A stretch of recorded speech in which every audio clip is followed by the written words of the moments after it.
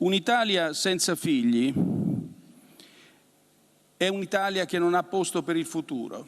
Le parole nette pronunciate dal Premier Draghi nel giorno degli Stati Generali della Natalità a Roma trovano subito una loro declinazione in Veneto con un'iniziativa messa in piedi dall'ANCI regionale con il Centro della Famiglia e il Forum delle Associazioni Familiari, un percorso formativo rivolto agli amministratori locali per approntare nuove politiche demografiche family friendly. Noi dobbiamo costruire le basi per consentire ai nostri giovani di progettare il loro futuro. In 3 giorni di eventi si alterneranno docenti ed esperti da tutta Italia per analizzare una tendenza drammatica, tra questi il ministro Elena Bonetti, l'assessore regionale Emanuela Lanzarin e il presidente dell'Istat Blangiardo. Solo nel Trevigiano si è passati dai 6.237 nuovi nati nel 2019 ai 6.167 del 2020, erano 8.507 nel 2012. A preoccupare l'ulteriore trend di diminuzione a fine anno, quando ha cominciato a farsi sentire l'effetto pandemia.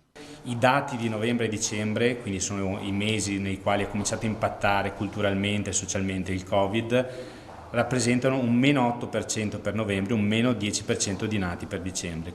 Ovvio che le prospettive per il 2021 siano ancora peggiori, da qui la necessità di invertire la rotta con politiche ad hoc, cominciando proprio dai comuni. A Treviso si studia un progetto per la residenzialità delle giovani coppie. Uno degli obiettivi che ci siamo posti come amministrazione è quello di agevolare l'accesso all'abitazione per le giovani coppie che oggi vivono problematiche diverse rispetto a quelle di 30 anni fa.